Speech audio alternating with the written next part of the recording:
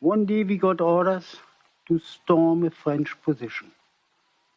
We got in, and my comrades fell right and left of me. But then I was confronted by a French corporal, he with his bayonet at the ready, and I with my bayonet at the ready.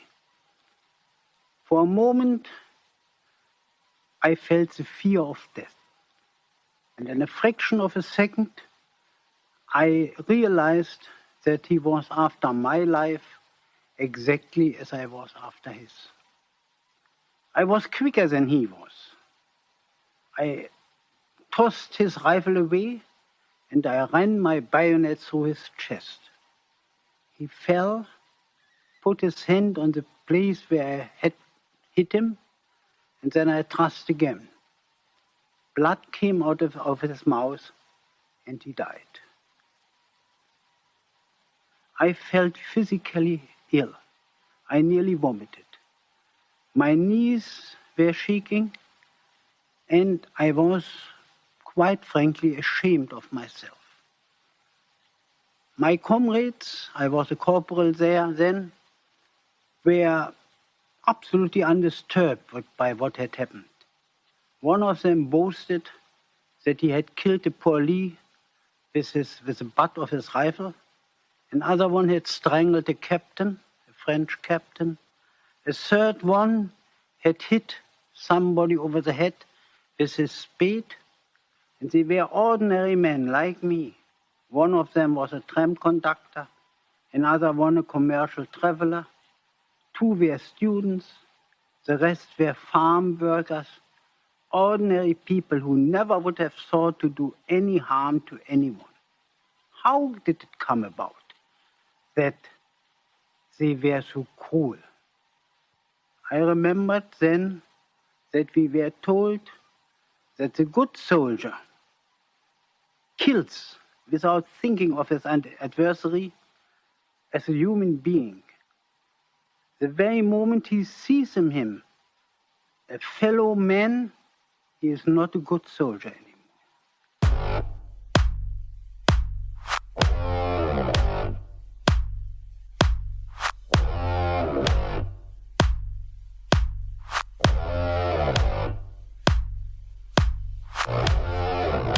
Now when I was a young boy, about the age of 5, my teachers taught me I could be the greatest man alive. They told me I could change the world, be whatever I wanted to be. There was no one in the world like me. Every one of us was so unique. I'd not be an average man. No, sir, I'd be no average man. So I had those big dreams. Welcome back, everybody, to Die in the Trench. I'm your host, Corporal Shano, and tonight I have with me Captain Cari. Tangled in barbed wire. As you could probably tell by the intro and, the title and stuff for this episode, we're in one way returning to some of the themes that, at least the two of us have discussed a bit on the show, and in particular, a couple weeks or months ago, we talked a bunch about our experiences in the National World War I Museum in Kansas City, as well as some of the films and stuff we had seen around then, and there was one in particular that, we had wanted to return to that didn't quite make the cut of that episode just because it ran quite long, and so we thought about, talking about it some more. I thought about it. Well, I'll just a little light conversation. I can't stop I love thinking talking about it with you. I love it. And so, specifically, what we're going to be talking about today, and sort of carrying on those themes, is All Quiet on the Western Front. Both the original novel, as well as the film adaptation that we saw from it. Not the really famous one, and we'll get into it a little bit. But oh, was the one that we watched not the famous one? Yes, the one from there's two, to my knowledge, there's two major film adaptations of it. One is like the really well-known one, which is from 1930, and I have it here. Okay, I was looking at that one a little bit earlier. I was looking at like the posters for it and stuff. Yeah, that one was directed by Louis Milestone in 1930, and I believe it won Best Picture. It was an American film.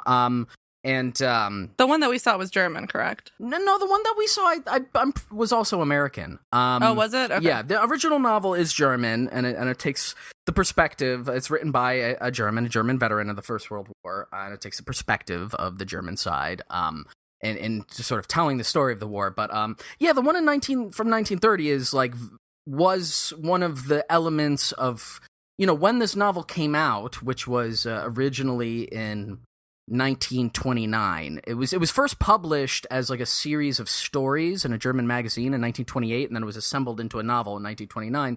And the author is Erich Maria Remarque. And there's a good chance that even if you haven't read it or seen any of these adaptations or anything, you're somewhat familiar with it. You certainly at least have heard the title. It's because it's kind of become its own, colloquialism or idiom. That sort of signals a certain kind of pointlessness, or at least is, it's one of those things that it's kind of considered one of those like classics, I guess you might say, where, it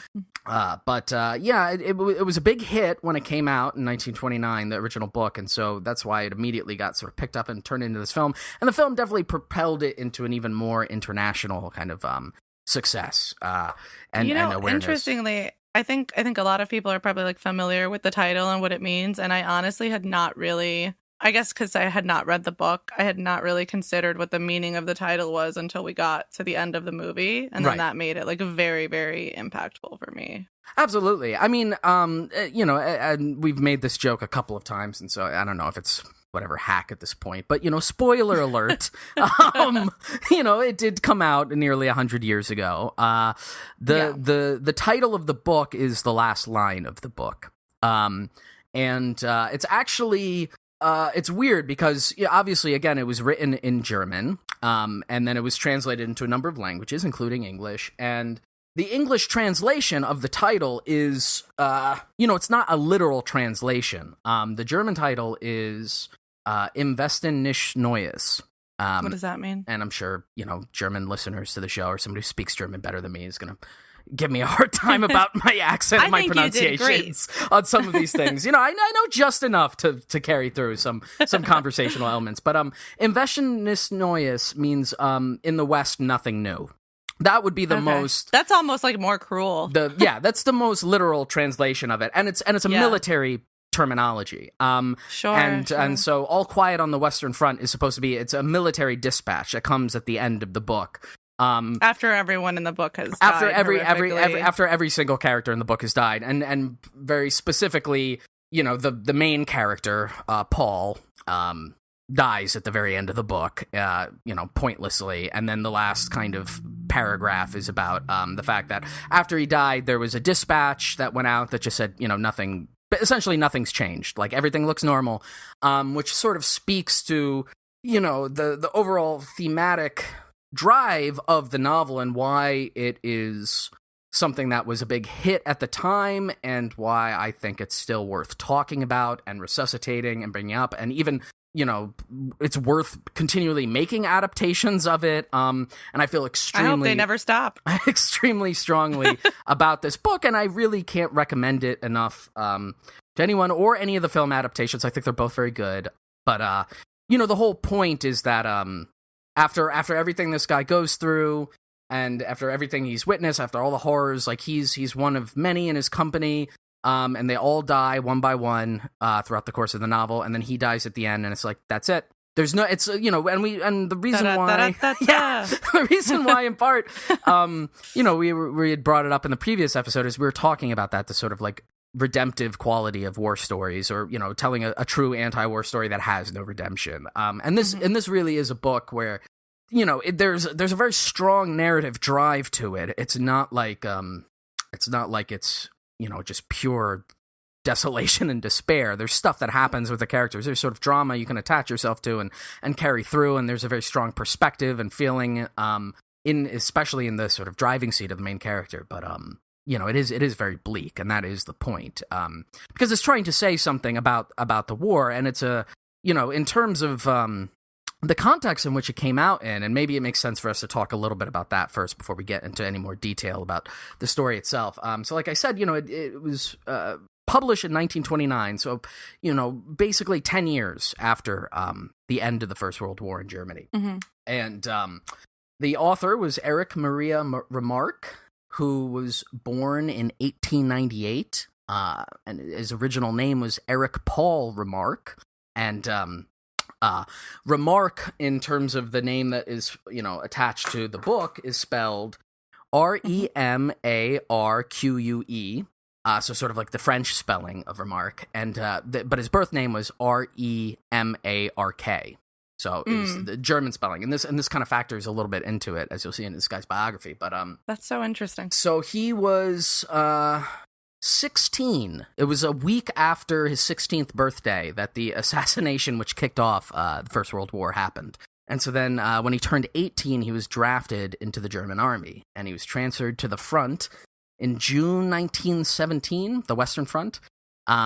He saw about a month of service on the front line, and then he was wounded by a shell shrapnel in his left leg, his right arm, and his neck. And then he was demobilized, and by the time he went through triage at the military hospital or whatever, the war was over.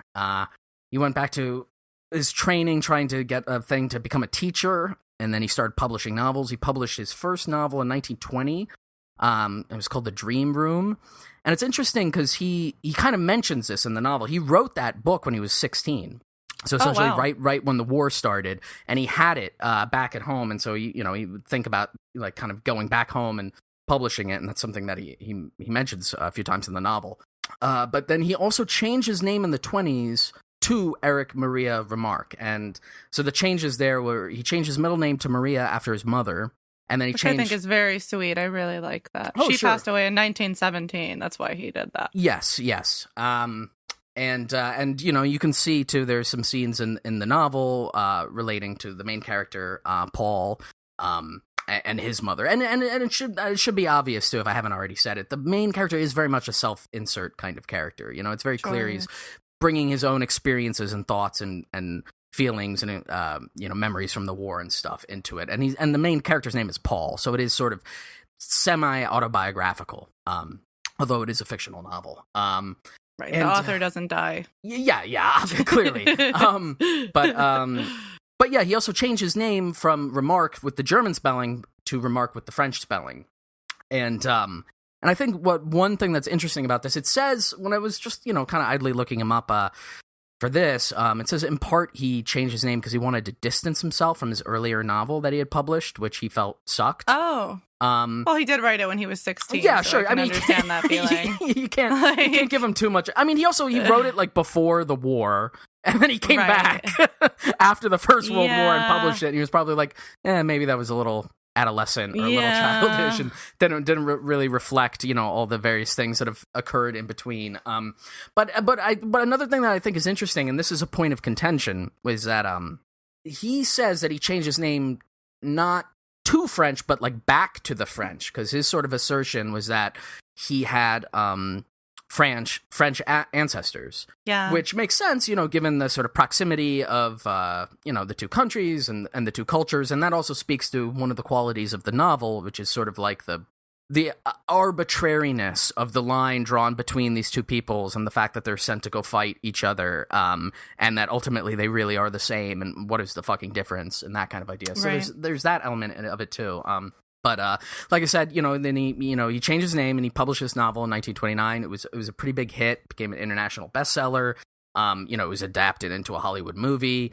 And he wrote a sequel to it, and I didn't know this until we started looking into it for this, because I've read this book easily like a half a dozen times. I'm really just enamored by this story, and I never knew that there was a sequel called The Road Back, which he wrote in 1930. I didn't know that. And apparently it's about the sort of other soldiers who are in that company. It's none of the same repeating characters. I think there's like one or two that come back. But it's, it's about like veterans returning to post-war Germany.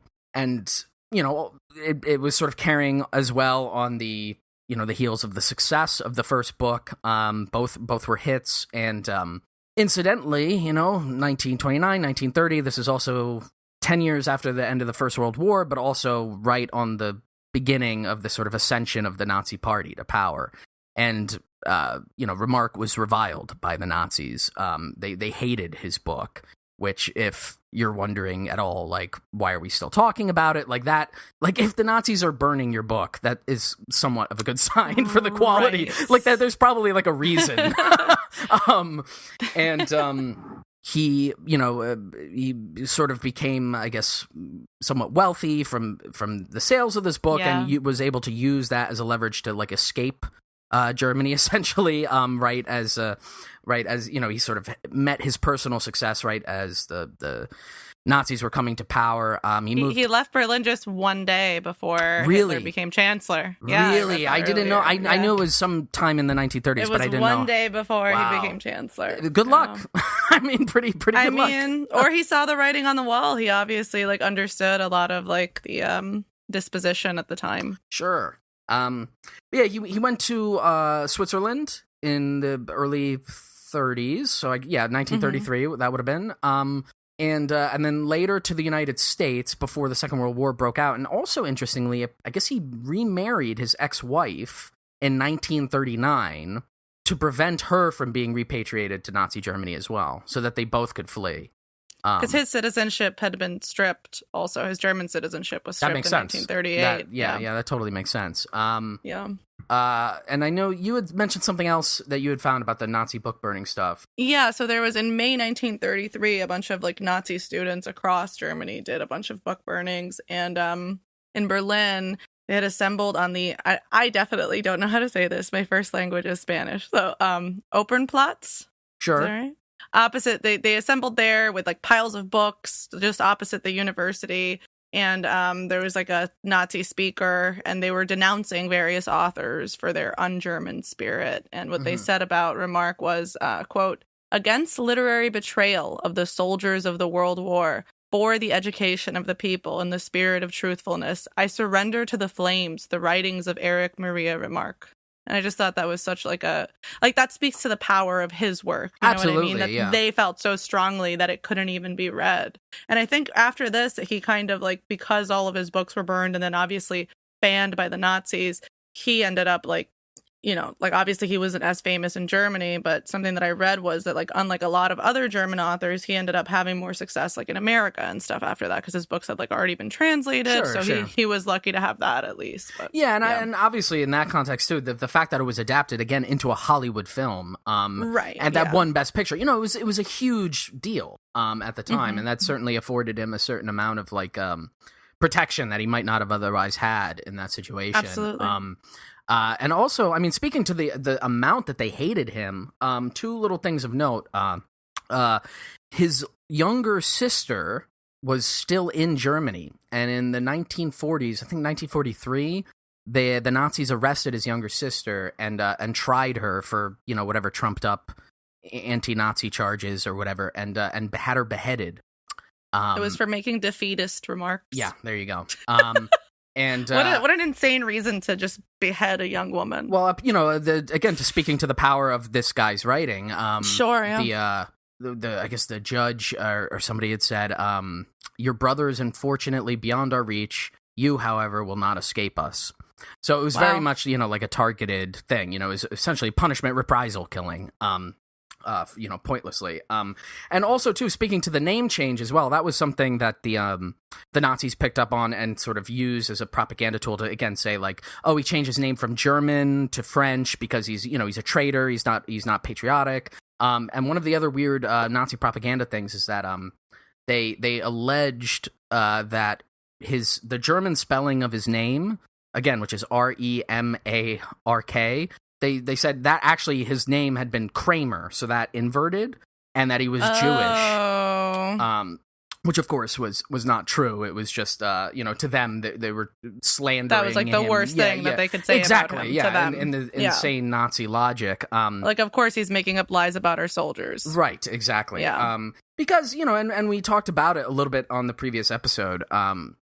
so much of the Nazi ethos was wrapped up in not just patriotism, but very specifically the experience of the First World War. A lot of the humiliation. Yeah, and the need, the psychological need to like valorize it and say that that the war was good, it had been a good thing, and we might talk about it's not our fault we lost. Right, the stabbed in the back myth, and we might come back to that towards the end of the episode. But essentially the sort of the right-wing line that then was picked up and articulated very heavily by the Nazis, but it had been circulated since the end of the war by the top brass of the military, was that the German army had been undefeated in the field. It had never suffered a military defeat, so why did they lose the war? Because we were stabbed in the back by the politicians at home. And then, of course, the politicians being socialists, liberals, and then inevitably Jews, right? It's like those three groups of people came together to betray the German army, which is just like a lie. Like, that's just literally obviously, like a Nazi yeah. lie. And so the threat that's posed by a book like this is the fact that it portrays the war not even in like very explicit like the none of the characters have too explicit of any kind of political dimension, which you could have in a book like this, and you could and did happen a lot in the trenches. Like there were many cases throughout the war on all different sides of soldiers in the trenches having like deep political commitments to a socialist worldview or a communist worldview as it eventually metastasized out of that war that, took an anti-war stance. But, the soldiers that are rendered in this story aren't necessarily even doing that. They're just anti-war in the sense of like the war is horrible and tragic. But like even that is unacceptable, through the Nazi lens or the right-wing lens. Right, even just expressing what the horrors of the war were is just, like, not acceptable. I mean, again, it's because there's not that redemptive quality, right? Yes. And there were other accounts and stuff of the war that had come out of varying sort of political shades. There are two in particular I thought were worth mentioning that I've read little bits of, but I've been meaning to sit down and read the entire things. But there was a French book called Under Fire that was written by Henry Barbusse in 1916, which is really intense if you think about it. He was able to get it published while the war was still going.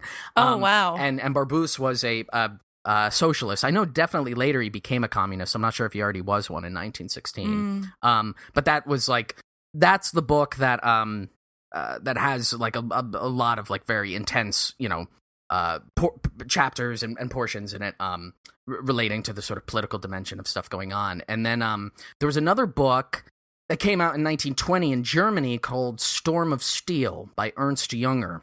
And that's an odd one because, again, and I've only read portions of it, but when we were at the National World War I Museum, when there was that like big thing in the floor, that was an Ernst Junger quote. Oh, right. Yeah, I remember that. And his book, from what I understand, has a lot more like combat and stuff in it. And it's also like very ambiguous because there are portions of it where it's like, this is really horrible, but there are other portions of it where he's like very excited about fighting. Oh, interesting. And he also like was a kind of like lukewarm Nazi. like he's like one of those guys who was like, I don't know, like he went along with it fine. He was like he was like re-enlisted in the Wehrmacht. I think he was stationed as like a guard in Paris or something during the Second World War, and then he sort of he claimed he had a come to Jesus moment in the late 40s, conveniently when the Nazis were losing the war. Yeah. And then was like, you know what, I don't like Hitler. After he heard Hitler killed himself, he was like, I hate this guy. Yeah, I mean, I can't stand him. He's one of those guys who had he had like a very like sort of lucrative image rehabilitation after the war. Okay. So he was considered fine. Even though he had written this book that again was, could be read as anti-war, but very much could be read as pro-war, kind of speaking to, some of the things we were talking about last week, like what could a piece of media mean regardless of intent, and it's not even clear what his intent was with it. Well, there's also probably some ambiguity for most soldiers. Like, I don't, sure. Most people probably can't process those horrors in like a very clean way. Absolutely. And too, in the book that is more the central point of our discussion here. It is overall very bleak and despairing, but the thing is, it does show these soldiers as well-rounded people, and there are times that they're, happy and enjoying themselves, although not usually associated with combat. And so maybe now's a good time to get into the actual story here, and lay out the overall kind of structure of the book, and then pick out the really important moments. Sure. But the story of All Quiet on the Western Front follows, a young soldier named Paul. It's more or less chronological, but it does start kind of in the middle of the war, and then goes, pretty much to the end of the war.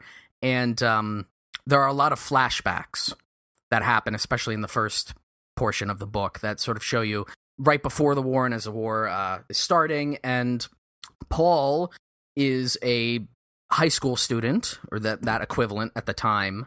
And in 1914, him and all of his classmates are sort of cajoled and riled and up into this great fervor by their teacher, a guy named Cantorek, who sort of inspires them with the notion that they are the Iron Youth, this sort of patriotic vision of German army, but also the German nation, and you're gonna, be the spearhead of a great movement forward for our culture, and we're the height of civilization and everything. And they're really wrapped up in it. They're 17, 18-year-old young kids. Mm-hmm. And so they all enlist, his whole class enlists. They go through training, and they experience the misery of boot camp training together. And then they all get sent up to the front, and they have their baptism of fire moment. And within the first month, half of them are dead. And then where the book starts is maybe a year or two into the war. So now they're 18, 19, maybe on the edge of 20. And there's 4 or 5 of them left, is where the starting point of the book is. And then there's the other guys in their company that they've become friendly with, that are, from all over Germany.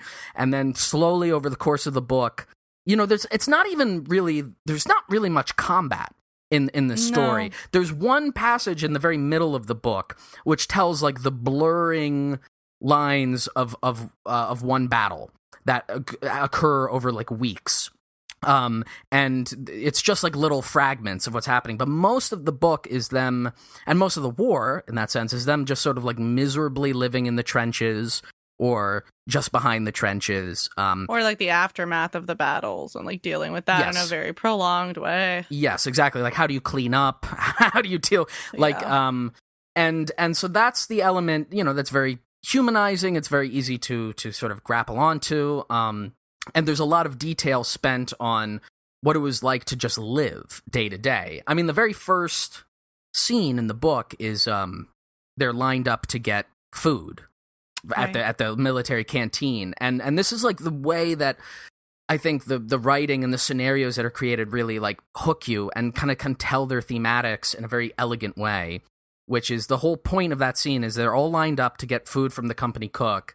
And the company cook has prepared 150 servings, because that's the size of the company. And there's only 70 men. And he's I've prepared 150 servings. I can't give you all 2 servings. That would be immoral or illegal. And they get into this fight with him, and they're no, we are the company. You prepared food for the company. Give us, 2 servings apiece. And the other men aren't coming. They're dead. Yeah, they're all dead. And so it's a way to interact with that where nobody's even sad that anybody's dead in that first scene. What the point everybody's making is they're dead. Give us the fucking food. We're starving.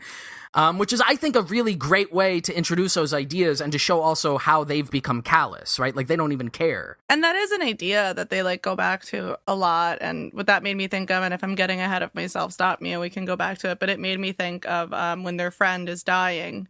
Yes. And one of them wants to take the boots. They want to take his boots because he doesn't have, his feet are gone, right?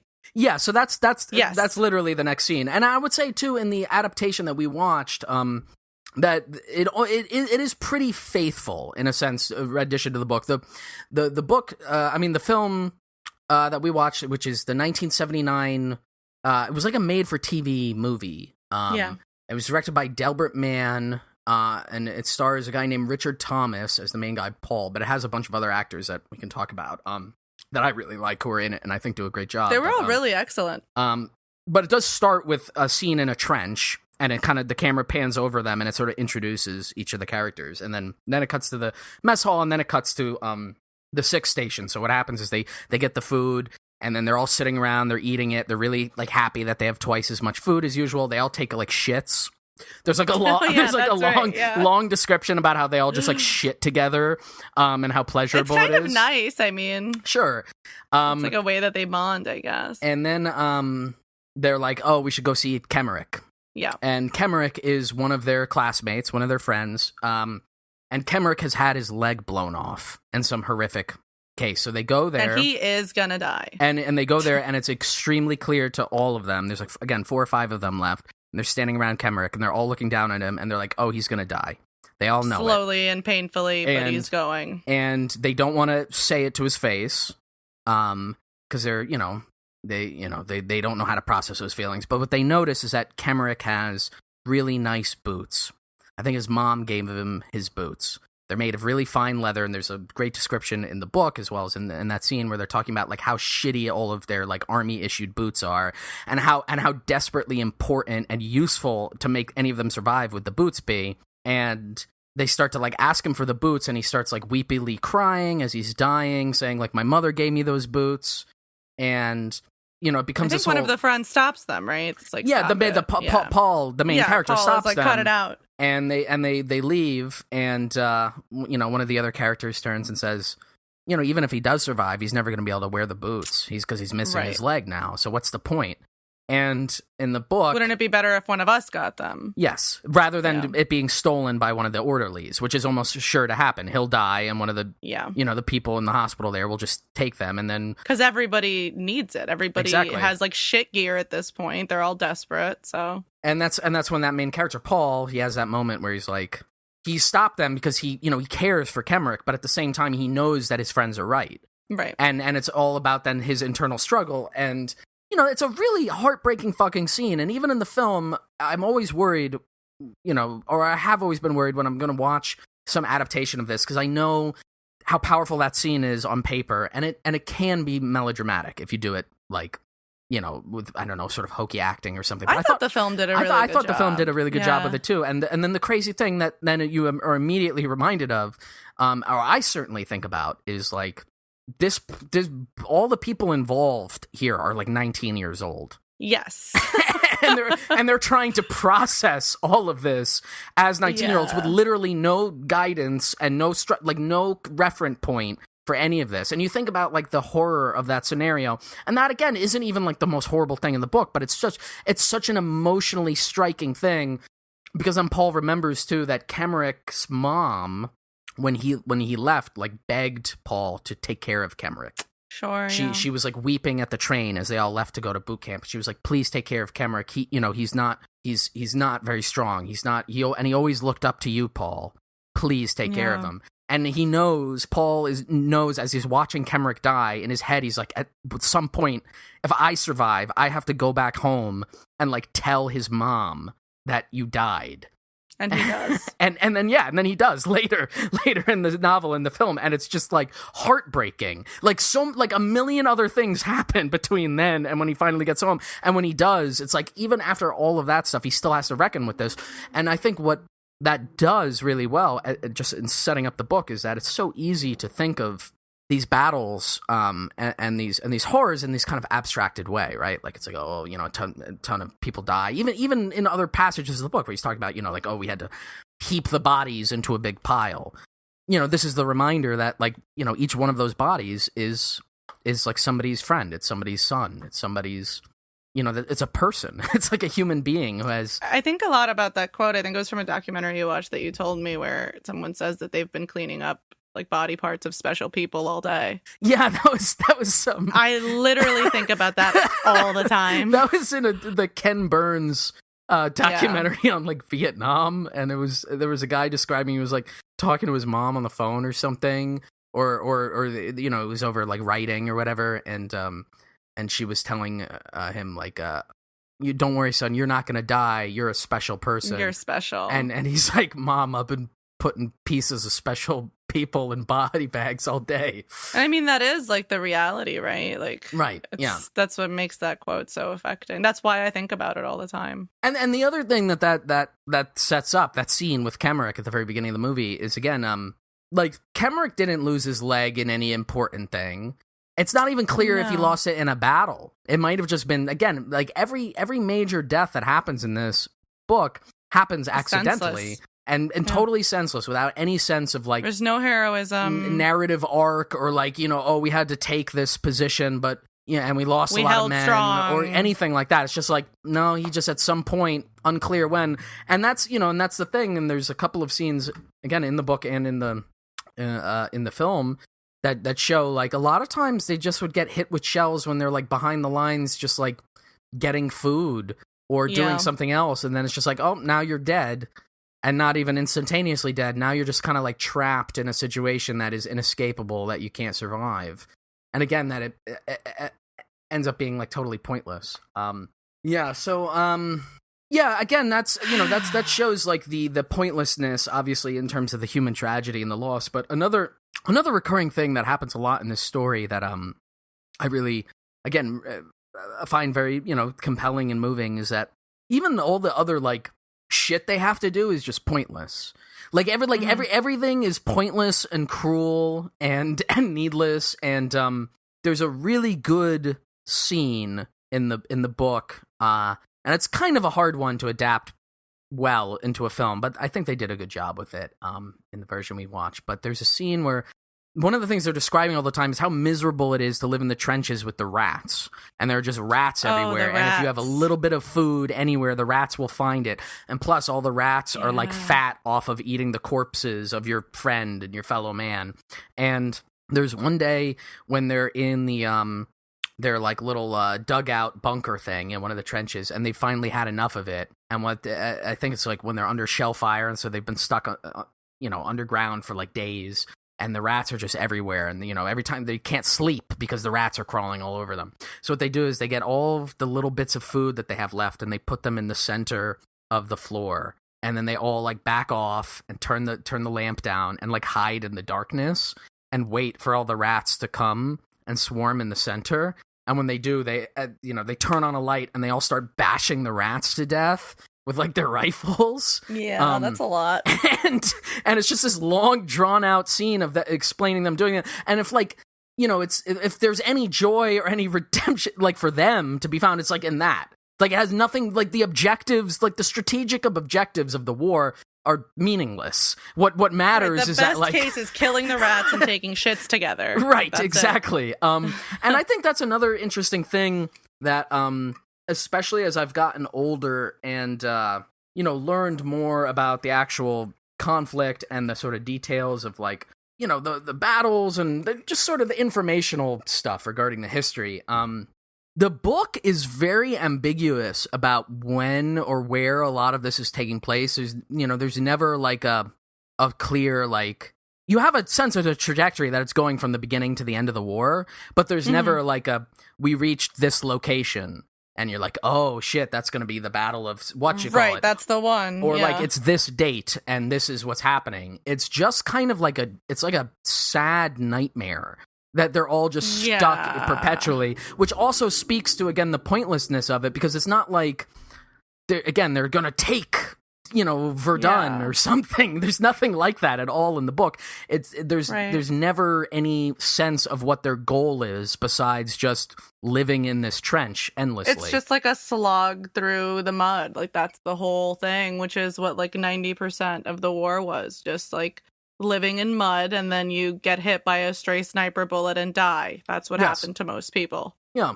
And also, too, when you consider, like, your average soldier or whatever, right? Like, most of them did not know and probably did not care a whole great deal about, like, the kind of bigger picture, like, strategic stuff that's going on. I mean, well, it's immaterial to them, and they're immaterial to it, right? Which is what the whole point of, like, the end of the book is. Like, it doesn't really matter if they live or die to the overall objective, so why should the overall objectives matter to them? Exactly. It's sort of like, it's almost treated in a somewhat, like, natural phenomenistic way, right? Where it's just sort of like, oh, a battle is occurring, right? Like, Sure, yeah. there is like human agency in it and stuff in the way that it's rendered, but it's not.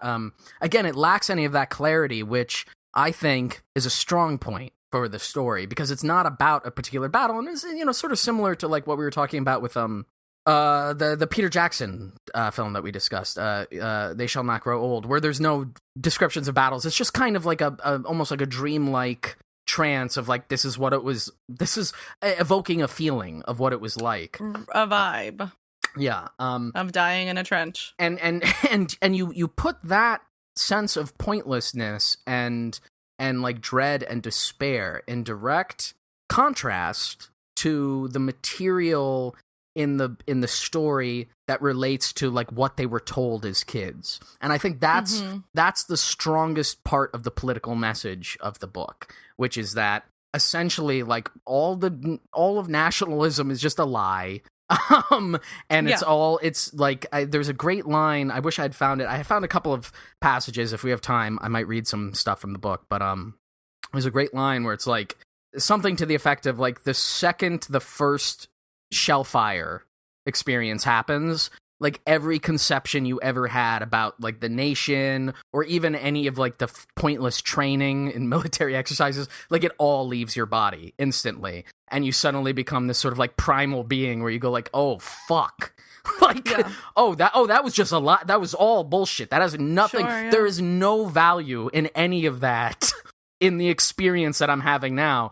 And they talk about it again, because there's, you know, the main characters all were in the same high school class. They talk about this teacher of theirs, Cantorac, a couple of times, both in the sort of flashback memory sense, but they like, you know, they'll be just sort of like standing in like human shit and mud and blood and being like, I guess we're the Iron Youth, huh? Yeah. Which, and I think like that's like the component. Bitterly. That's the component, I think, that then, you know, a movement like the Nazis looks at and like cannot accept whatsoever. Right. Yes. And I think also what I was thinking of when you said, you know, that change that happens when you like see the first shell blast or whatever, however it's phrased in the book, that speaks also to like the character of Himmelstas. I don't know if you wanted to get into that. Yeah. Let's talk about him. But it is like the height of cruelty that he's able to like reach, and then like as soon as he's actually in the trenches, he's like, I'm just a small bean. Yeah. You know? Yeah, it's a great character, and it's a really great character. And the guy who plays him in the film is really good. Yeah, it's Ian Holm. Yeah. Who, again, another weird little connecting thread here, played Bilbo Baggins in the Lord of the Rings films. That's right. And by the way, I this is like a minor errata. I should have led with this, but I wanted to talk so much about Alpine on the Western Front. Because a lot of people brought it up, and so I just want to acknowledge it and say, you're right. Tolkien fought in the First World War, and we didn't bring that up last time. And but there were all the other Lord of the Rings things that sort of came up, and there have often been speculations, and I think they're valid, that, you know, some of the ideas and descriptions from you know those stories came from those experiences, not in a one-to-one literal way. I think that's the thing that I would be resistant against. But do you think when Ian Holm was in Lord of the Rings, he thought to himself, I was in All Quiet on the Western Front in 1979, and now I'm in Lord of the Rings, which was written by somebody who was in World War I? He should have. I really hope he did. I hope he told everyone that story. Yeah. I'm sorry. No. I don't know how we started doing that bit where we say, do you think? Well, that's just because I'm the person who makes all these stupid connections when I'm watching movies and see all these like bit people, and I'm like, oh, do you think that they, you know, put those things together? But anyway, the character of Himmelstas. Yes. So in the story, in the town that all these young men are from, there's a postman named Himmelstas. He's like a middle-aged civil servant, and he's normal guy, and he's just like a normal kind of shrimpy, lame guy.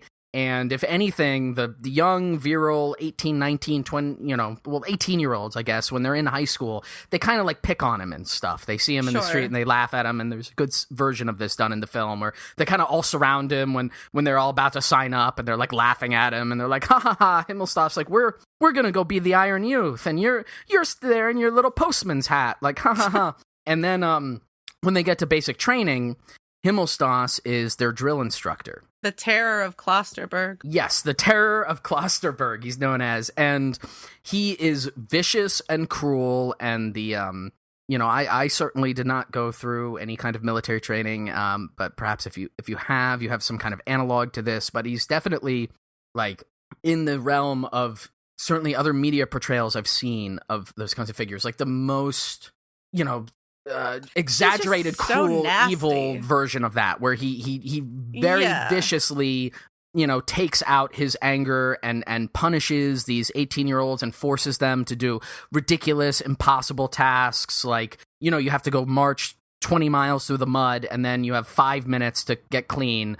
And if you're not cleaned up and have perfect, formed uniforms and shiny buttons and everything, I'm going to make you do it all again. And there's like the two guys that are bedwetters, and he makes them bunk together. Yes, which was just like especially cruel, I thought. Yes, and so that's one of the first flashbacks, and that's also an early entryway into the point of them realizing and sort of having the insight that, like, this little man who was nobody in civilian life, like, in wartime, he gets to be a big somebody, and he gets to unleash all of his, repressed cruelty on other people. And it speaks to the angle of, like, who is this war for? Like, whom does it benefit? And then, of course, the great irony of it is that as the war goes on, manpower is, getting kind of low in Imperial Germany, so everybody gets called up, and eventually Himmelstas makes his way to the front, which again speaks to the fact that, like, all the cruelty and everything he puts them through to become perfect drilled soldiers.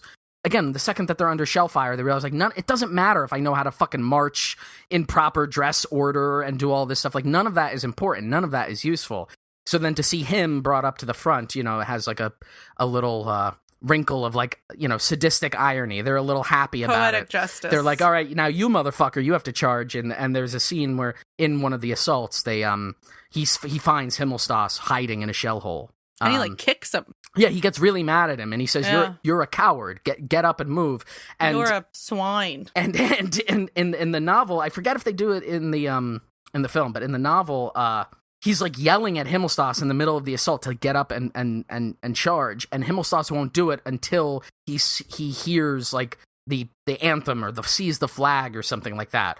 And Himmelstas sees it, he hears, like, an order or something, and it triggers that, like, primal, I don't know, the training. Yeah, like the nationalist idiocy. Sure, because that's what he's supposed to be kind of a representative of, right? He's a metaphor for the that blind idiocy and sort of war fervor to, like, be, like, okay with it, and the main character who's, like, half this guy's age has, like, all this insight about it where this man doesn't.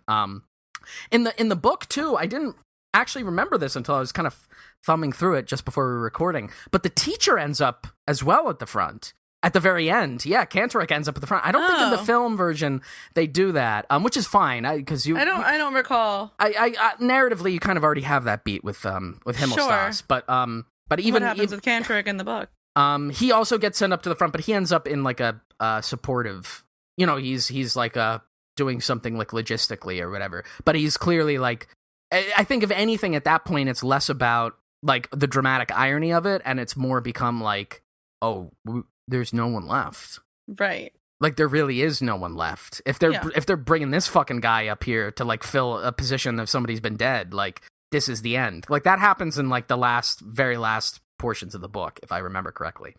But yeah, it's a great character, and again, it's a sort of rendition of, like, it's an anti-authority, right? It's showing that this figure of authority is pointless, and also it's mocking the idea of nationalism, right? Yeah, and again, the idea that this person in civilian life, now gets to be, like, pretend like he's a big tough guy or whatever because he's a reservist. Yeah, I mean, there's so much to talk about here. I mean, I think in regards to that, one of my other favorite scenes in the novel and in the film, that is probably the closest the book gets to kind of making an outright political statement, is about, like, 2/3 the way through the story, everybody in the company has to, like, stand at attention for the Kaiser is coming. The Kaiser is coming to review the front. And so they all have to, like, line up, and he, like, comes in his little car, and he, like, makes a speech, and the scene doesn't even really focus on the Kaiser's speech. All it said is that, like, the Kaiser shows up, and everybody's sort of, like, unimpressed, or just sort of a little shocked. Like, they finally see, you know, because they've never seen the Kaiser before. This is really in the age before a lot of mass media, you know? They grew up in 1913, 1914. They see pictures or posters or paintings or whatever, but they see him in person for the first time, and they're like, oh... like that's the guy that we're like in the trenches for. And so then afterwards they have a little bit of rest time, and they have a conversation that I like quite a bit. I'd like to read it if that's all right with you. Of course. So I'll jump into the middle of this conversation, and you know, again, all these, there a number of characters are here, but you just get the sense these are all the soldiers in the company talking after this event. It's queer when one thinks about it, goes on Crop. We are here to protect our fatherland, and the French are over there to protect their fatherland. Now who's in the right? Perhaps both, say I without believing it. Yes, well now, pursues Albert, and I see that he means to drive me into a corner. But our professors and parsons and newspapers say that we are the only ones that are right, and let's hope so. But the French professors and parsons and newspapers say that the right is on their side. Now what about that? That I don't know, I say, but whichever way it is, there's a war all the same, and every month more countries coming in. Theoden reappears. He is still quite excited, and again joins the conversation, wondering just how a war gets started. Mostly by one country badly offending another, answers Albert, with a slight air of superiority. Then Theoden pretends to be obtuse. A country? I don't follow. A mountain in Germany cannot offend a mountain in France, or a river, or a wood, or a field of wheat. Are you really as stupid as that, or are you just pulling my leg, growls Crop. I don't mean that at all. One people offends the other. Then I haven't any business here at all, replies Theoden. I don't feel myself offended. Well, let me tell you, says Albert sourly, it doesn't apply to tramps like you. Then I can go home right away, retorts Theoden, and we all laugh. Ach, man, he means the people as a whole, the state, exclaims Mueller. State. Theoden snaps his finger contemptuously. Gendarmes, police, taxes, that's your state. If that's what you're talking about, no thank you. That's right, says Cat. You've said something for once, Theoden. State and home country, there's a big difference. But they go together, insists Crop. Without the state, there wouldn't be any home country. True, but just so you consider, almost all of us are simple folk. And in France, too, the majority of men are laborers, workmen, or poor clerks. Now just why would a French blacksmith or a French shoemaker want to attack us? No, it is merely the rulers. I have never seen a Frenchman before I came here, and it will be just the same with the majority of Frenchmen as regards us. They weren't asked about it any more than we were. Then what exactly is the war for? Asked Theoden. Cat shrugs his shoulders. There must be some people to whom the war is useful. Well, I'm not one of them, grins Theoden. Not you, nor anybody else here. Who are they then? Persists Theoden. It isn't any use to me, the Kaiser, either. He has everything he can want already. I'm not so sure about that, contradicts Cat. He has not had a war up till now, and every full-grown emperor requires at least one war, otherwise he would not become famous. You look in your school books. And generals, too, adds Dietering. They become famous through war. Even more famous than emperors, adds Cat. There are other people back behind there who profit by the war, that's certain, growls Dietering. I think it is more of a kind of fever, says Albert. No one in particular wants it, and then all at once there it is. We didn't want the war, the others say the same thing, and yet half the world is in it all the same. But there are more lies told by the other side than by us, say I. Just think of those pamphlets the prisoners have on them, where it says that we eat Belgian children. The fellows who write those lies ought to go and hang themselves. They are the real culprits. Mueller gets up. Anyway, it is better that the war is here instead of in Germany. Just you look at the shell holes. True, assents Theoden, but no war at all would be better still. End quote. So, again, I think, you know, it's a way to use those characters, and, you know, and there's a little bit more meaning if you've engaged with the story before then to know, you know, the kind of perspective each character is bringing in there. But it's clearly a rendition of walking through and really thinking through in very simple terms, like, what is the point of a war? Almost, you know, childlike simplicity, because again, they are all children at the end of the day. Like they're very young. And the specific sense and kind of idea again that if you think about it for more than a second, like the logic of it all falls apart. But then ultimately, even if you do get there, what are you going to do?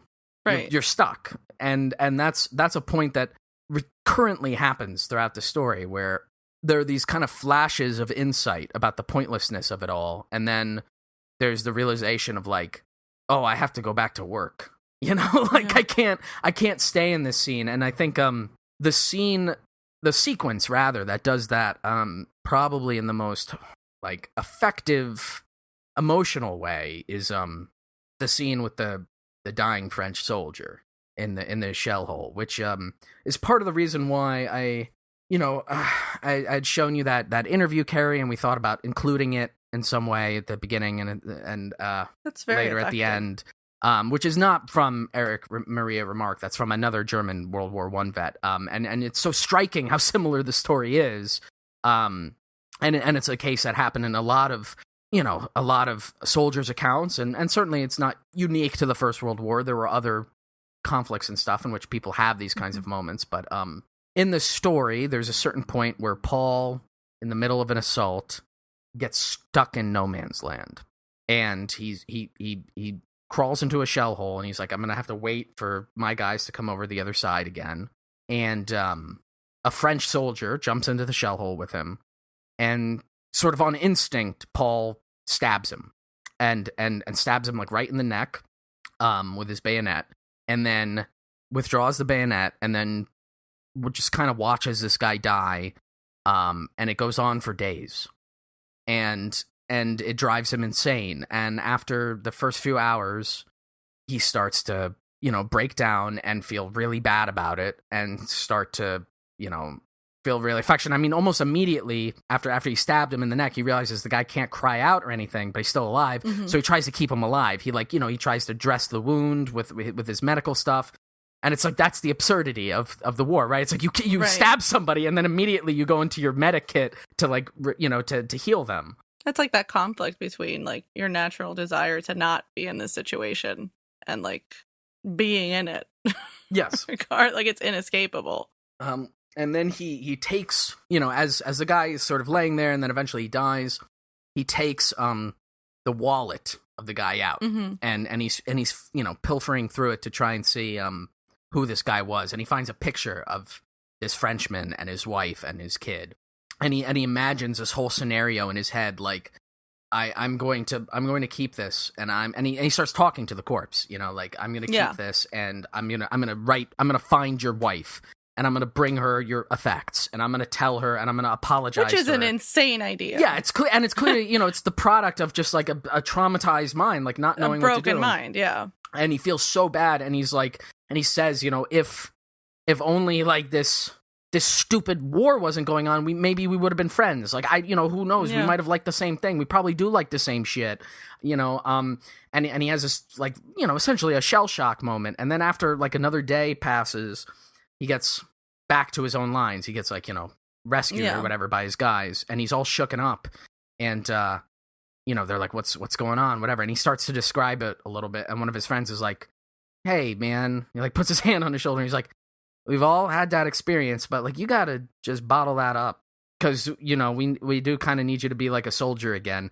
And he's like, oh yeah, and then it's just like whoop, like that. I'll deal with that in 1918. We'll put that away.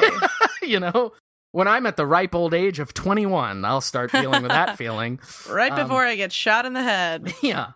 But it's an incredibly affecting, sequence. And again, it speaks to that idea that, like, is there really a meaningful difference even between France and Germany? Like, why are they fighting? And there's a couple of other passages similar to that in the book where it said very plainly that, the two sides, the common soldiers, have more in common with each other than either group of soldiers does with, like, their own officers or their own figures of authority in any meaningful sense in their home country, which is the core basis of, like, certainly a socialist ideal, right? Like, that was right. Talked about in the context of that war, right? It's like, what's the point of fighting? And, it's right. Like, obviously. That's the right take. I agree. Like, there isn't really a meaningful fucking difference between those peoples, and who cares? Yeah. Certainly when it comes to bayonets. Well, let's talk about Kat a little bit, because Kat is a great character, and very sad end to that character. Of course. To all the characters, I guess. I mean, what did you think about Kat, and just in seeing him in the film? I mean, I think the thing that really stuck with me the most, just to not, I mean, if this is getting too ahead, it is just like the way that he died, right? Like, it was, again, just so senseless, and he knew that it was happening, and it felt like he had the insight that the younger characters didn't, to know that it was always going to be like this. Yeah. You know, and he tried to kind of communicate that, and he also realized that it just wasn't possible. Yeah. So Kat, I guess just throughout the novel, again, there's like a host of characters, and most of them end up dying. I think he's like 40, so he's about twice their age. Kat right? is middle-aged, and if he's not a non-com, like he's certainly takes on that role. He's like sort of he takes on a quasi father-like teacher mentor type figure to the rest of the guys, and because of not the fact that he's older, but he's also like he's had experience in the army. And Kat is a nickname, by the way, and his full name is Kaczynski, which is also interesting because Kat is the Polish. Unabomber. I'm sorry. Okay. Okay. His name is Stanislaus Kaczynski, right? Yes. Yes. And so he's Polish. And so he's still, he's whatever, a subject or citizen, whatever, of the German Empire. But this is at a time when there was no Poland. In terms of a national state. Obviously the nation of Poland existed, but it was divided among the three imperial powers in Eastern Europe. Sure. The Germans, the Russians, and then the Austrian-Hungarians had, divided up Poland many years before that. So Kat, so that also speaks like the kind of the most morally secure and good character in this book in the German army is not an ethnic German, which I think also, it's a subtle choice to a modern eye, but probably at the time was one of the other reasons why like the Nazis hated this book or whatever. Sure. Like the most redemptive character in the book is in fucking German. And it's not like they never make like a big deal out of it. It's not like he has Polish affectations or whatever. Again, it's all those distinctions are relatively meaningless, but it's just a detail in there nonetheless. But yeah, he's an older guy. Sorry, what were you going to say? I believe he's like a shoemaker in civilian life, yes, right? Yeah. Yeah. And there's sort of a double-edged sword to that as well, because one of the things that is brought up a couple of times by Paul is that all of the other guys in the army who were like drafted, who are adults, they have some home to return to. Like, they had started adult lives. But for him and people of his generation, he realized we have no adult life to return to. Our entire adult life has been this front. And so how, like, there is nothing, which then is spoken to a little bit, we don't necessarily have to get into it, but there's a sequence where he gets some leave and he goes back home.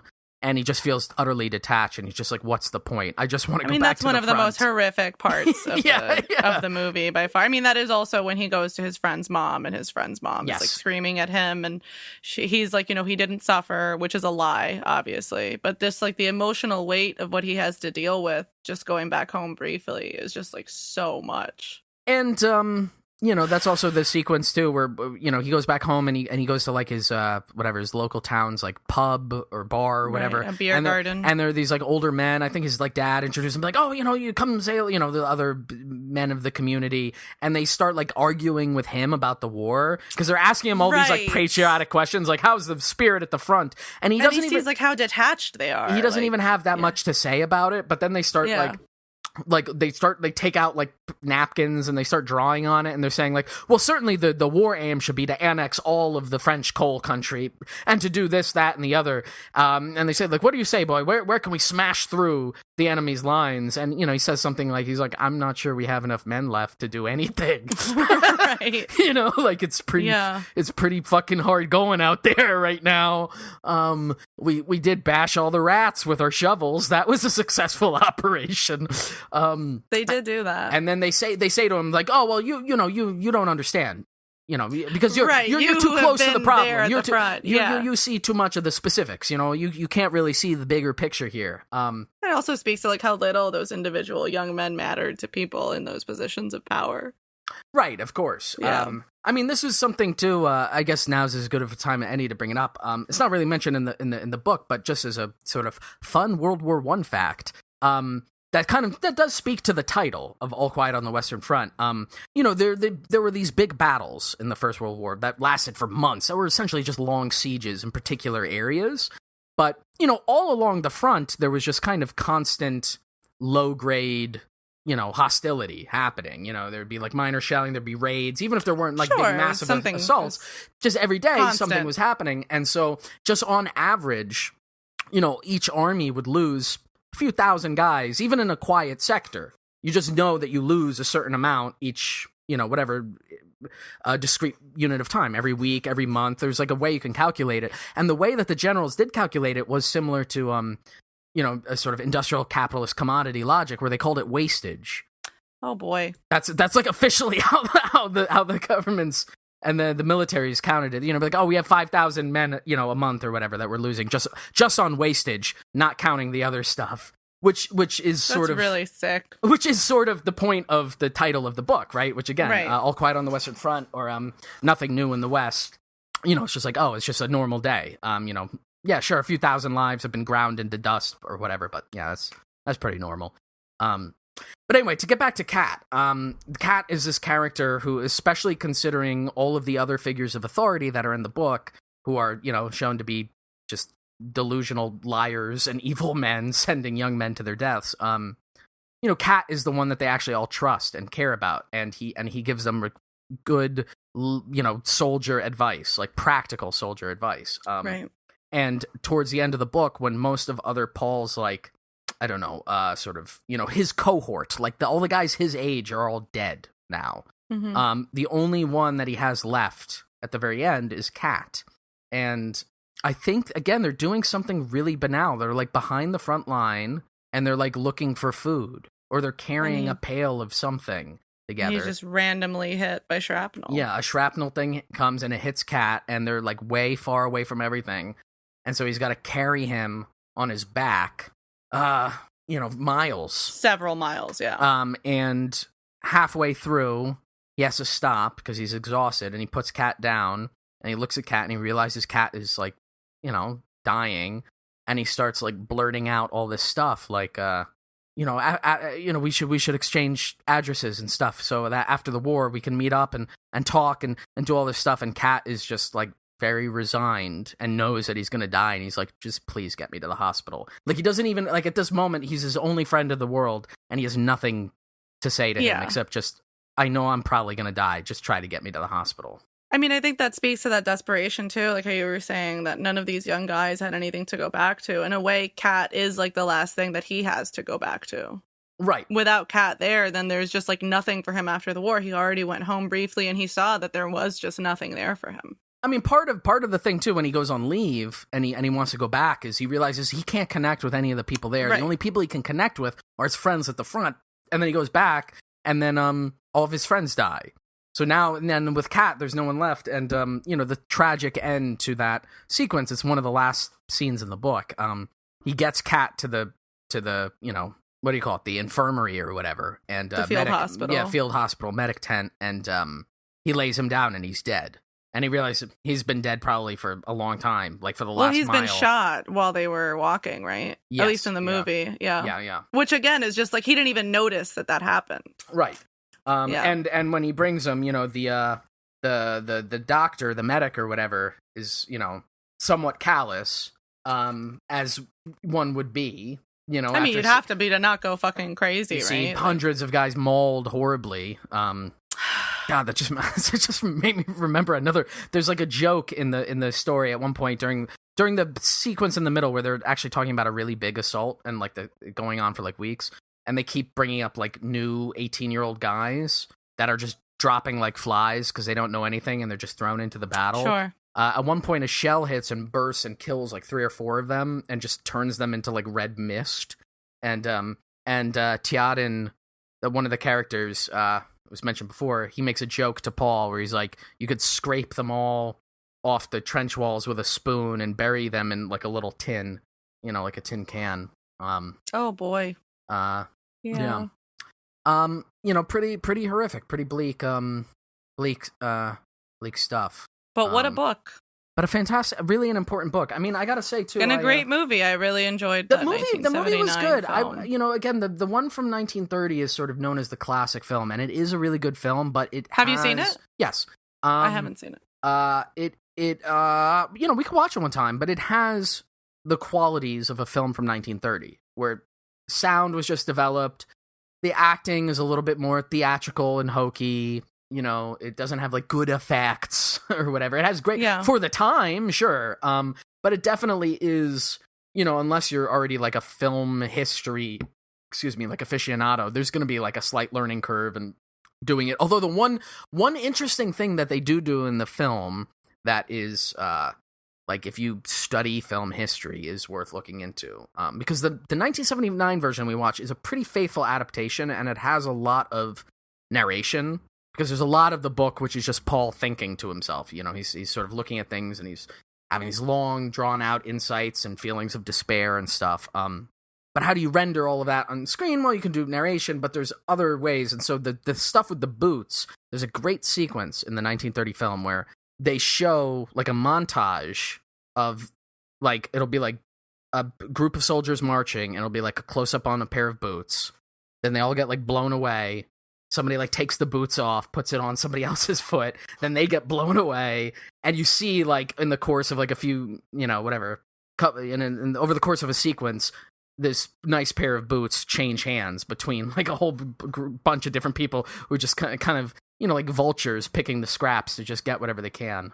Sure. And so that's one of those things where it's like, when you adapt something, like, what's the point of bringing it to a film if, that's, like, you could do something filmy with it that you can't really do in a novel. But the 1979 version is great. I mean, or the guy who plays Cat is Ernest Borgnine, and he does a great job. He's really fantastic. The guy who plays Cantorek is Donald Pleasance, right? Yeah, who is phenomenal. I mean, I love him from all the John Carpenter movies. Right.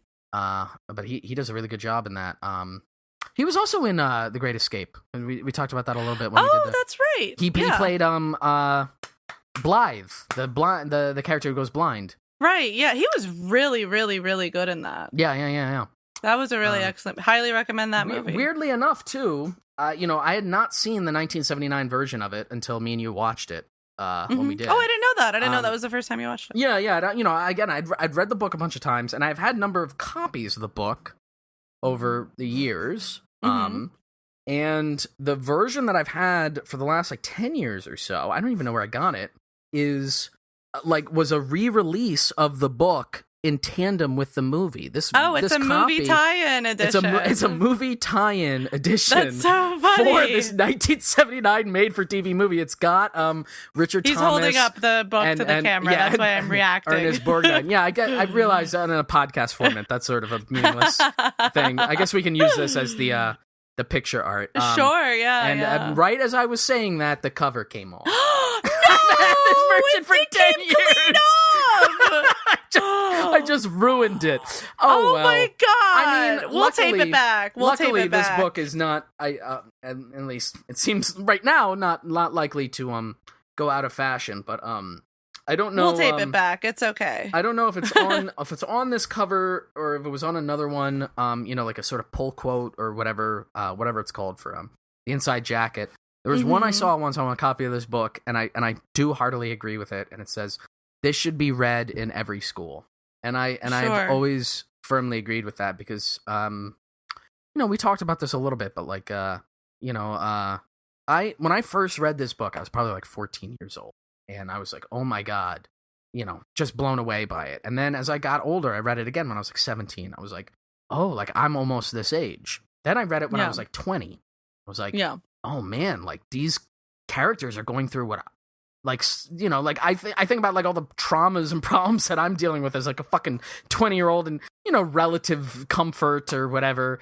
Certainly not in a fucking trench, like, right. and to think to have to go through all that. And then I read it when I was like, like 25, and I was like, oh my god, like these are, like people much younger than me. Like, think about who I was when I was 20 to like try now to it's like they're babies. Now that I'm like, in my 30s, I'm like, these are my children. Yeah. But I mean, the fact that I keep coming back to it, I do think I mean, certainly for me, and I do It's think a that classic. there's something that there were times when I was a young man and I would get swept away by all of those ideas, not ever too seriously, but I would definitely feel the pull of, you know, the story of national adventure, right? Like that's the Sure. thing that always is the height of militarism. That's the selling point always. It's like, go and do something adventurous. And you know, and I had friends who did, and there was definitely a little bit of peer pressure, but also just, you know, a sense of myself, you know, that whatever machismo thing of like, oh, could I do XYZ? And I'm not putting it entirely on this book, but this book was definitely central among a series of other factors that would often come into my mind whenever I really thought about that. Right. It's like, if ever there was a little hint of that. I was like, wait a second. And I would remember this book, and I would remember the stuff in this book, and I'd be like, no. And you know, that is not necessarily enough to, on its own, stop a war, but it is certainly enough to change a mind. And so Sure. for that reason alone, I think it's incredibly valuable thing to engage with. And I would really recommend the 1979 film. I always put it off because I thought, oh, it's going to be a made for TV movie. It's going to It was really kind good. of suck. It's going to have shitty act. It's Yeah. great. It was really great. And I think to what you were saying, it speaks to the importance of having that media that is like unambiguously anti-militaristic. Sure. And just purely expressing the senselessness of that. Sure. I mean, you know, I was thinking about it a lot because last time we talked about this media stuff, you know, we kind of came to this point of like, well, the satirical content automatically has a defensive shield around it, whereas other stuff Sure. might not. And there is some stuff in this book where it's like, well, there is like the camaraderie of the soldiers. You could kind of look at that and whatever. But it would be very hard to focus on that. But the sheer fact again and that's why I think it's important to talk about the context up front. Like, if the Nazis saw this and was like, this has to be exterminated, that probably means that it is not really ambiguous in its interpretation. That it's pretty easy to see that this is a book that's making very strongly the case that this is pointless. And I do think that it's a really great read, and I think it also does give a sense, if you're interested in even just in the history of the time period, even though it's not going to give you a clear rendition of, you know, movements on a map or anything like that. I think this really maps out a very specific psychological disposition that took hold, not just in like the German army or whatever, but in Europe at the end of the First World War. Like this total feeling of like that the grand meta narratives of nationalism and the progress and zenith of human civilization really are not worth all that much, because at the end of the day they just turn inward. And there was a shift towards that in the 1920s, and then concurrent to that was the reaction to that, the fascist and Nazi articulation that says like, how dare you, with the traumatic response. It's like, how dare you say that wasn't worth anything? It was worth everything. In fact, we're going to do it again. Oh, there was one thing I wanted to mention that I don't think I got to mention, that there was, obviously we talked a lot about how young the characters were, but there was one scene that really stood out to me, which was the scene where they come across this poster. I don't remember if it was like a movie poster or something. It was like a poster of a beautiful woman and like a man in like fancy clothes. He's like clean and like nice. He's like an attractive man. And one of the boys just like rips the poster in half. He like rips the man off of the poster. Yeah. I found that scene very affecting because I think it that's like a very like juvenile thing to do, and it kind of like snaps you out of it and makes you realize like, oh, these are like kids, and they are, and it speaks again to that like yearning and that like knowledge of like, this is something I can't have. I don't have this waiting for me back home. I never got a chance to even like make a relationship with a girl. I'm probably gonna die before I ever get a chance to do this. Yeah. And it is just really sad. So I just wanted to talk about it to be depressed. No, for sure. I mean, there's that sequence too. I mean, and again, it really does hit home how young they are. Where it's you know, I guess after that probably. I think it's right out. Yeah. Yeah, they go to bathe themselves in like a nearby river near whatever, and there are these like three French girls or whatever across the bank. And they're so excited. And they make this like, you know, little bargain. They don't, you know, neither of them speaks their respective languages. So the you know, the soldiers are like, we'll bring some food over and then we could like hang out with you, huh? And they're, you know, the the girls are starving because it's wartime, so they go over and they they have a little like dalliance, and none of them, again, they can't really communicate, so they're trying to use whatever these basic gestures. But there's like an understanding between them of like, we need food and you need companionship. Sure, yeah, and also like all of the people involved they're like in like they're 20. And it's like, there ain't shit else to do. That's true too. I mean, just on the reality of like, romantic entanglements or, sexual experiences is like, where else is this going to happen? We could all be dead tomorrow. Yeah, I mean, all the boys from their town are probably like gone. Yeah. Yeah. Wow, that's really sad. Which is, the reality of war, which is, again, to think that and I think this is the other thing that really, and it may be that we've already kind of covered it in our discussion here, but in any case, it bears repeating because it's just such a strong like vibe from this story about how war is conjured up by like old evil men and then prosecuted and fought by young men who they have to like hoodwink and trick into fighting their wars for them. And to suffer for them, and that's the thing too. To get back to the one of the things we brought up earlier, the stabbed in the back myth, right? Like that was put forward by Hindenburg and Ludendorff, who were essentially the military dictators of Imperial Germany towards the end of the war. And also, I didn't realize too, but in that chapter where they're talking about the Kaiser, they talk about Hindenburg a little bit, not really? A lot. And when the book came out in 1929, Hindenburg was president of Weimar Germany. So, it's a little risky, politically risky to do that. Sure. But the whole idea of the stabbed in the back myth was really a way for those old men to protect their reputation because they had lost the war. And if anyone had stabbed the German army in the back, it wasn't like politicians. It was the generals who led them, and also the fucking right-wing government, the imperial government, who had led them into the war in the same way that all of the armies on all of the sides and all of the home fronts, all of the laboring people back home had been betrayed by their own elite structures who didn't really care for them. And that is something that I think comes across very strongly in the book, without it being like ham-handed, Yeah, absolutely. Have I drank too much? Ham-handed? Ham-fisted. Ham-fisted is what I meant, or heavy-handed. Maybe ham-handed. Heavy-hammed. Oh, you mix up? Yeah, heavy ham. We're ham-heavy, folks. We got too much ham. We're hamming it up, and we're in ham heaven. But yeah, I think Himmelstas means it doesn't it mean like knocking on heaven's door, like heaven knocker? Yeah, I think so. Yeah, I just remembered that. Yeah. I don't. That's not related to anything. I said ham heaven, and then I said that. That's okay. So here we are. I think the only last thing that is worth discussing in reference to the particular version that we saw. Well, two things I would say. The first is, again, I would recommend the 1979 version. It's good, and it surprisingly has a good production effects. The few battle scenes and stuff they have are well done and everything. But we were trying to find it, and we found it. I think we found it. It was either No, it wasn't Tubi. It was IMDb TV. Is that what it was on? Yeah, it was on one of those like free services. I feel like Tubi would have it though. But the catch was it had ads. Oh my god! Right? Oh my god! And we were watching it at like 3 a.m. Yes, we were watching it. That was it would surreal. be like the scene where like he goes back and Kenrick's mom is like crying and like you killed him. You were supposed to take care of him and you killed him. And he comes and he's like, "Don't worry, he didn't suffer horribly." And in the back of his mind, he's remembering watching Kenrick like die, like crying and suffering.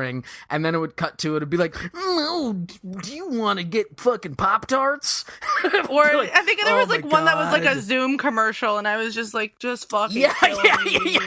Just fucking it was literally kill me. There was something extra bleak about watching it with commercials, so I probably would say... keeping you connected during the pandemic. Let's get on Zoom or whatever. And then like a 17-year-old just gets shot in the face. Yeah, maybe try to avoid a commercial laden Don't version do it of the film. on IMDb TV. But the second version, and I think, we brought it up at the beginning, but we're at the end, so let's bring it up at the end. End of the story, everybody is dead, and then, and it's done differently in every adaptation. Because in the book, Paul is an aspiring writer, which I mentioned sort of towards the beginning, and he keeps thinking about the fact that back home in his drawer, in his writing desk in his house, he has a novel, an almost finished novel, and he brings it up in the story to be like, how stupid was I as a 16-year-old to think that I would be a writer when That's I'm like probably what the author genuinely felt. Too. Yes, That's exactly. Like Yeah, the yeah. self-insert, Just like what an idiot What thing an for me idiot. to do. But in the two adaptations, or at least in the 1979 one, he's got an aspiration to be an artist of sorts, and he's shown like in early parts of the film like sketching a bird.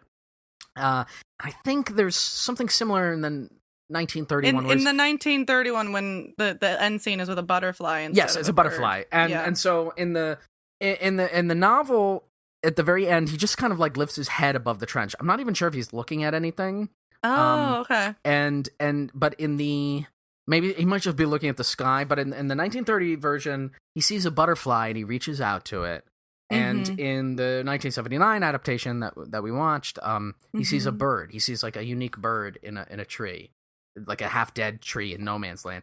And he cranes his head out to just take a look at it, and he gets shot. Yeah, and he dies. just and by then a sniper bullet. And in the version we watched, he gets shot, and then freeze frame, and then it has like a Courier typewriter, and it just it says, "All quiet on the Western Front."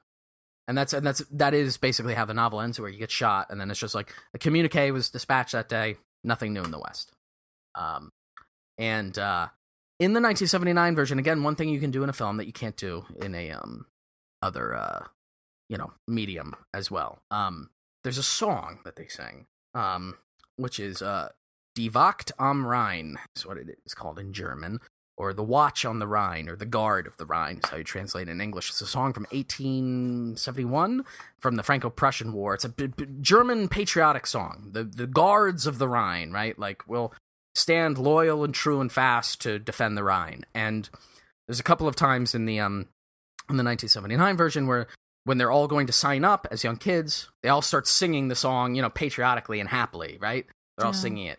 And I still contend that the way that the 1979 movie should have ended is get shot, all quiet on the Western Front, cut to credits, cut to loud, booming Die Wacht am Rhein, because that gives the perfect kind of, again, that contrast, that very fast and quick contrast between the horrible despair and the ridiculous pompousness of the fanfare and the nationalism. Yeah, the war machine. Yeah.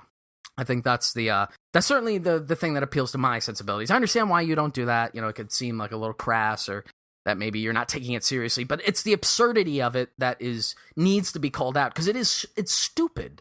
And that's what we were talking about when we were doing the last episode. That's what that other film does pretty well in a musical sing-songy way. The war and militarism is stupid. It is. It's idiotic. It's dumb. There's no reason to have reverence or hold it in sacredness. It deserves to be mocked. Yes.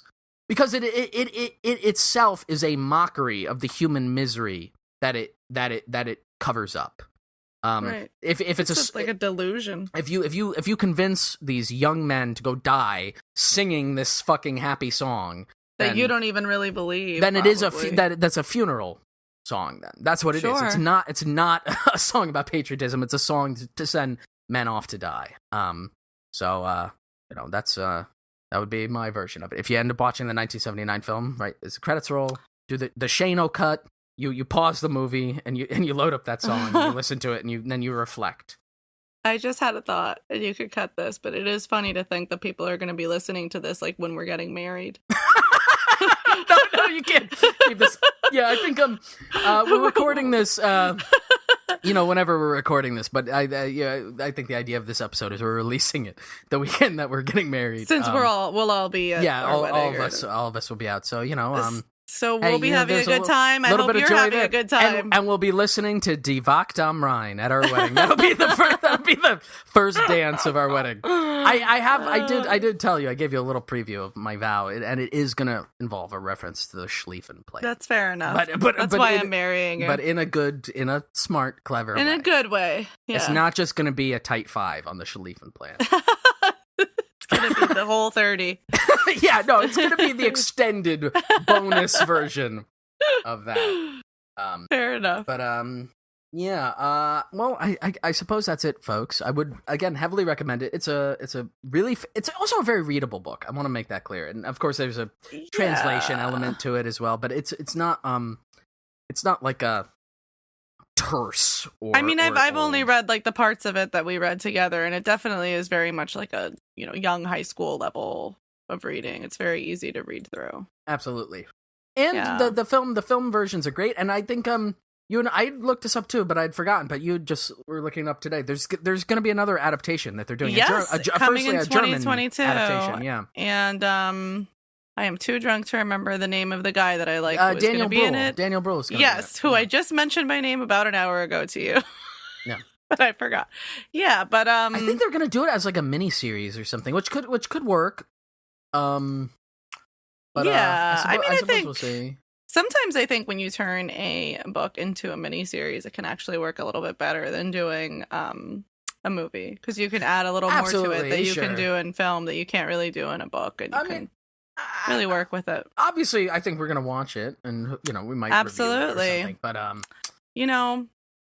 there was something you said earlier as well that I don't know if have you read Catch-22? Yes. Yeah, there was something you said earlier that reminded me of it, and I was thinking that would be a fun one to read the book together or watch the miniseries. The miniseries was quite good. I don't know if you saw that. Catch-22 is obviously more it's satirical, comedic, but the thematic stuff is very, the things that I grappled, that I attached myself to when I was reading that I liked about it were similar to the thematics of the sort of absurdity and pointlessness of the war.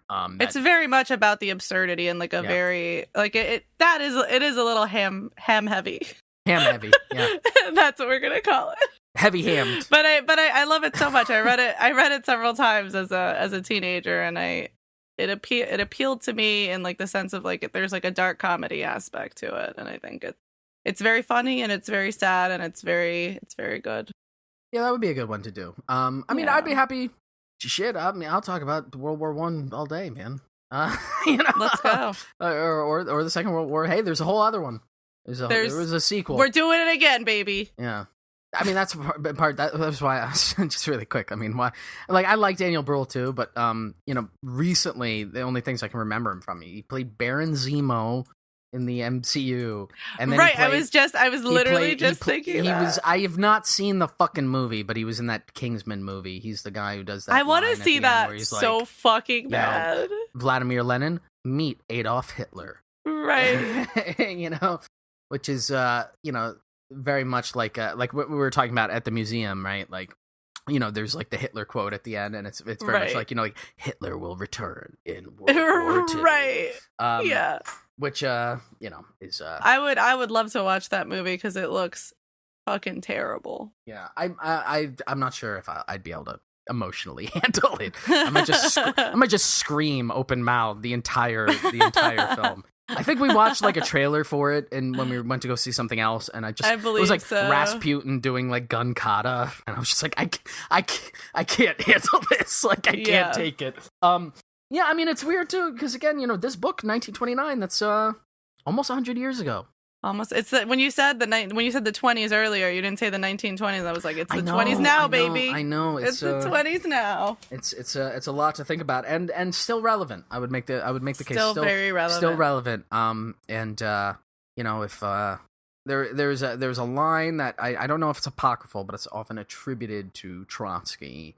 I'd say if all this discussion is something that is maybe not super necessarily interesting to you, or you're kind of wondering about how it applies to you, again, the line often attributed to Trotsky. I'm not sure if it's really something he said, but you may not be interested in war, but war is interested in you.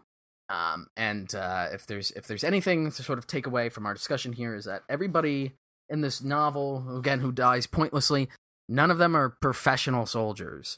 They're all just regular people. That's the whole point. It's just everybody's in it. And it can always happen. And speaking to that, I guess we'll end with the second part of that interview that we started with. That I found to be very moving. Yeah. Thank you for listening. But I had in front of me the dead man, the dead French soldier, and how would I liked him to have raised his hand? I would have shaken his hand, and we would have been the best of friends, because he was nothing like me but a poor boy who had to fight, who had to go in with the most cruel weapons against a man who had nothing against him personally, who only wore the uniform of another nation, who spoke another language, but a man who had father and mother and a family perhaps. And so I felt. I woke up at night sometimes drenched in sweat because I saw the eyes of my fallen adversary, of the enemy, and I tried to convince myself what would have happened to me if I wouldn't have been quicker than he, what would have happened to me if I wouldn't have thrust my bayonet first into his belly. What was it that we soldiers stabbed each other, strangled each other, went for each other like mad dogs? What was it that we, who had nothing against them personally, fought with them to the very end in death? We were civilized people after all. But I felt that the culture we boasted so much about is only a very thin lacquer which chips off the very moment we come in contact with cruel things like real war.